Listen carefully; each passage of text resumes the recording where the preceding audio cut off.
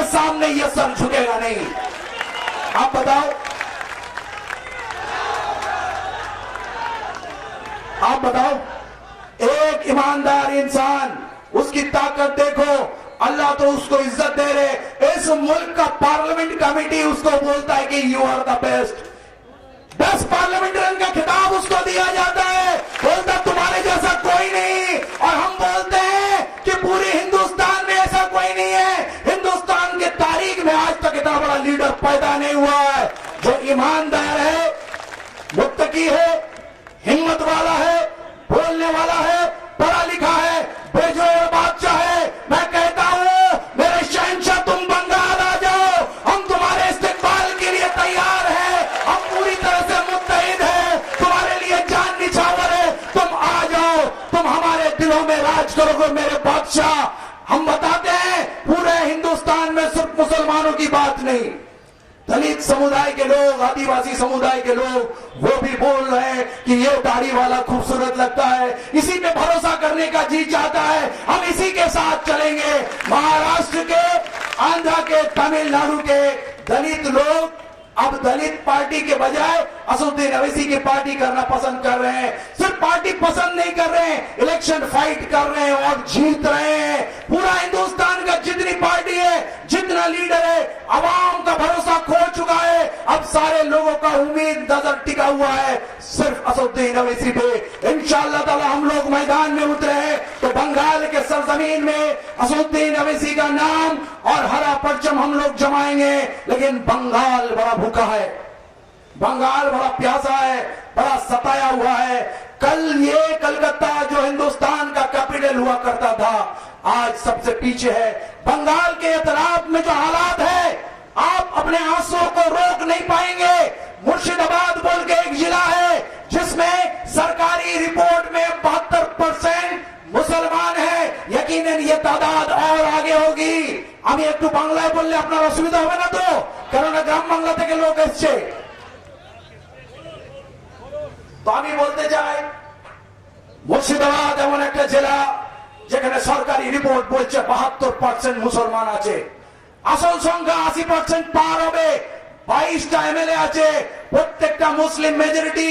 কি দুর্ভাগ্য দেখুন, স্বাধীনতার পর মুর্শিদাবাদ যেটা পশ্চিম বাংলা কেন পূর্ব ভারতের পুরো রাজধানী ছিল, সিরাজদৌল্লার রাজধানী ছিল, ক্লাইভ লয়েড যেদিনে পলাশির প্রাক্তনে জিতে লালবাগে ঢুকছিলেন, সেই দিনে তার জীবনীতে ক্লাইভ লয়েড লিখছিলেন এই লালবাগ লন্ডনের থেকেও উন্নত। এত উন্নত, সেই লন্ডনের থেকে উন্নত সেই মুর্শিদাবাদ জেলা পশ্চিম বাংলা না, ভারতবর্ষের সব থেকে পিছিয়ে পড়া জেলার তালিকার সব থেকে নিচে আছে। এবং আপনাকে বলতে চাই, এই স্বাধীনতার 69 বছরে ওখানে কোনো ডেভেলপমেন্ট হয়নি। 4টে সুগার মিল ছিল, চিনি ফ্যাক্টরি, সেটা বন্ধ হয়ে গেছে। 2টো তাপবিদ্যুৎ কেন্দ্র তৈরি হয়েছে, একটা জঙ্গিপুরে আর একটা ফরাক্কায়। মুর্শিদাবাদের মানুষ কি পায় জানেন? তারা পায় ওই থার্মাল পাওয়ার ইউনিটে ধোঁয়া আর ছাই, বিদ্যুৎ চলে যায় আসানসোল, দুর্গাপুর, রানীগঞ্জে, সেখানে একটা ভালো করে বাল্ব চালাতে পারে না, প্রতি ঘন্টায় বিদ্যুৎ যায়। শিল্প নেই, রাস্তা নেই, ঘাট নেই, রেলওয়ে নেই, কিছু নেই। সেখানকার সমস্ত মানুষ বাধ্য হয়ে না খেতে পেয়ে ওই বিহারে, ওই রাজস্থানে, গুজরাট, মহারাষ্ট্র, ইউপি, কেরালা, তামিলনাড়ু, এমনকি সৌদি আরবে রাজমিস্ত্রির কাজ নিয়ে, লেবারের কাজ নিয়ে তারা চলে গেছে। তারা সারা বছর তাদের বউ বাচ্চার মুখ দেখতে পারে না। আর আমার বোনেরা সকাল থেকে রাত পর্যন্ত বিড়ি বাঁধছে। 1000 বিড়ি বাঁধলে তারা পায় কেউ 70 টাকা, 80 টাকা, 90 টাকা। তাদের চোখগুলো খারাপ হয়ে গেছে, বিড়ির পাতার গ্যাসে হৃদয়গুলো নষ্ট হয়ে গেছে, হার্টের প্রবলেম। কিন্তু উপায় নেই, খাবার নেই। বাচ্চা ছেলেগুলো, আমি নির্বাচনী প্রচারে মুর্শিদাবাদের গ্রামে যখন গেছিলাম, মাইকের আওয়াজ শুনে বাচ্চাগুলো পিলপিল করে সব বেরিয়ে আসতো। দেখতাম কারো শরীরে একটা জাঙ্গিয়া আছে, কারো শরীরে নেই।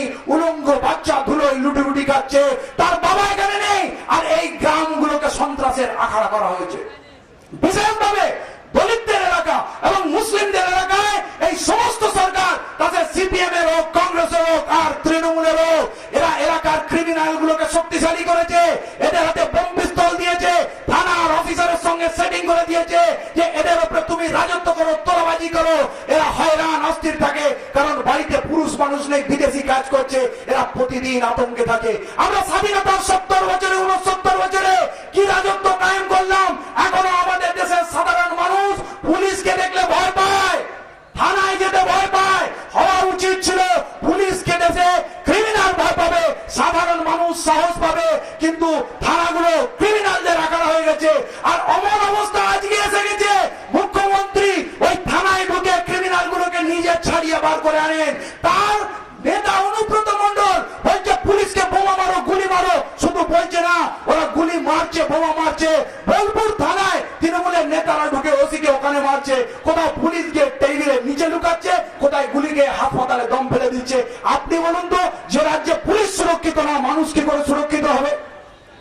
আমাদের কংগ্রেস 34, কংগ্রেসের 28 বছরে আমাদের চাকরি 30 থেকে 8% আনলো, 7 থেকে 8%। সিপিএম আনলো 2%, তৃণমূল আজকে পার্সেন্টেজ দিতে পারছে না। কিন্তু দিদি আদৌ প্রতিশ্রুতির পরও আজকে আমাদের কিছু দিতে পারেনি। ওয়াকফ প্রপার্টি লুট হচ্ছে, স্কুল থেকে পাস ফেল তুলে ফেলে দেওয়া হয়েছে, এবং বিভিন্ন সারদা কাণ্ড এবং সমস্ত কাণ্ডতে মানুষের শোষণ চলছে। এরকম একটা জঘন্য অবস্থায় আজ আমরা বুঝতে পেরেছি, আমরা এলাকায় যে পথসভা হয়েছে অনেক ইস্যুতে বিস্তারিত কথা বলেছি, কিন্তু আজকে আমরা মূল সারমর্মতে যেতে চাইবো যে আমরা এখানে জমায়েত হচ্ছি, আমরা শপথ করছি, আমরা প্রতিজ্ঞা করছি, আমার ওই কচি কচি বাচ্চার দেহ থেকে যারা কাপড় ছিঁড়ে নিয়েছে, তাদের মুখ থেকে যারা খাবার কেড়ে নিয়েছে, আমার মা বোনের গা থেকে যারা কাপড় কেড়ে নিয়েছে, আমার ভাইদের যারা বিদেশে গিয়ে গোলামি করতে বাধ্য করেছে, যাদের উপরে পার্টির ক্যাডার আর নেতার অত্যাচার করা হয়েছে, তাদেরকে আমরা মুক্ত করব, তাদের জন্য আমরা লড়াই করব, তাদের প্রতিটা রক্তবিন্দুর আমরা মূল্যায়ন করব। এই পার্টির নামে 55,000 কারখানা শিল্প এ রাজ্যে বন্ধ করে দিয়ে এখানে মানুষকে গরিব করা হয়েছে, আর পার্টি পলিটিক্সের নামে দাঙ্গাবাদিয়া লড়াই করে 50,000 যুবককে হত্যা করা হয়েছে। সেই একই ধারা এখনো চলছে, একই ধারা। একটা কথা আপনাকে বলবো, 2012 সালের 3রা নভেম্বর জয়নগর থানার মহিষমারি গ্রাম, ওখানে করিম গাজী হঠাৎ লকআপে পিটিয়ে মারা হলো। তার আগে 2011 সালে এসে ওই হুগলির ধনিয়াখালীতে নাসিরউদ্দিন শেখকে পিটিয়ে থানার মধ্যে হত্যা করা হলো। ক্যানিং এ মাওলানা রুহুল কুদ্দুসের হত্যা করা হলো। এরা আজও বিচার পেল না। এবং ওই জয়নগরের মহিষমারি গ্রামে যখন কুলতলি থানার ওসি ওকে তুলে নিয়ে পিটিয়ে দিল, ওই থানায় গিয়ে যখন দেখলো লাশ চলে গেছে হাসপাতালে, হাসপাতাল থেকে লাশ নিয়ে আসলো, ওসি বলছে কুলতলি থানার ও ছিল কুখ্যাত ডাকাত, ওর কাছ থেকে 9mm এর রিভলভার পাওয়া গেছে। আমি যখন তদন্ত করে দেখলাম, বেচারা মাটি কেটে খায়, গরিব মানুষ। এবং সেই মানুষটা যখন বাড়িতে গেলাম, বললো বাবা করবো কি? কাল পর্যন্ত যারা সিপিএম এর হারবাদ ছিল, আজকে তারা ওই ভৈরব বাহিনী হয়ে গেছে তৃণমূলে। ওরা তো মার্ডার করে থানায় বসে আছে, কমপ্লেনটা কোথায় করব? আমাকে বলছে এই বুড়ো তুমি বেশি নড়াচড়া করবে না, তোমার ছেলের তো লাশ পেয়ে গেছে, তোমার লাশও পাওয়া যাবে না। আমি বুঝলাম এই হত্যাকাণ্ড কেন।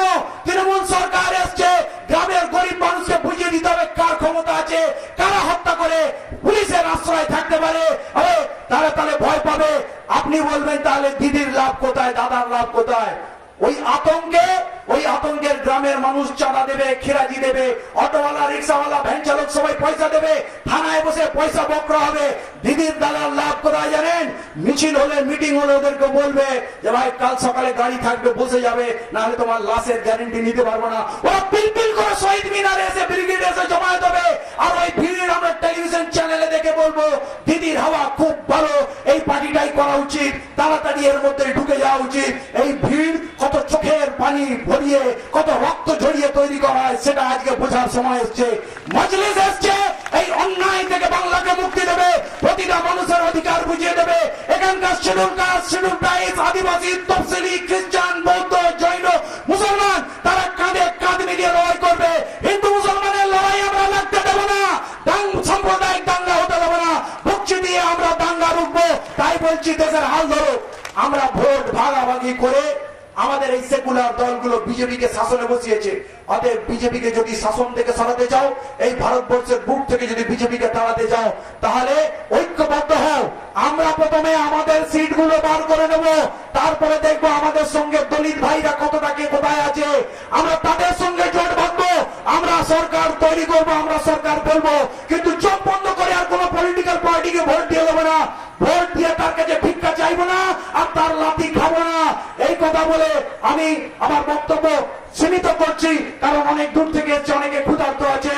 मैं आपको इतना बोलना चाहूंगा, आप जिस इत्तेहाद का नमूना आज यहाँ पेश किए, इस इत्तेहाद का नमूना को पूरे बंगाल में फैला देना है। आप तमाम लोग अपने इलाके में भाई से, बुजुर्गों से, मस्जिदों के इमाम से गुजारिश करें, आप आओ मेरे पीठ पीछे खड़े हो जाओ, हर घर तक पहुंचना है, हर अमीर गरीब तक, हर कच्चा पक्का मकान तक पहुंचना है और बंगाल में मजलिस को कायम करना है। हमारे साथ इत्तेहादुल मुस्लिमीन का लीडर असदुद्दीन अवैसी है, वो कई दिन 3 दिन पहले डिक्लेयर किए हैं कि बंगाल हमारा अगला निशाना है। केरला और आसाम छोड़ के हर स्टेट में हम इलेक्शन लड़ेंगे, इसलिए जब हमारा सरदार का ऑर्डर आपको मिल चुका है, अब बैठने का फुर्सत नहीं, आप ओवर टाइम काम करो, आप टूट पड़ो, बंगाल में मजलिस को कायम करना है, अब कहीं रुकने का कोई नाम नहीं।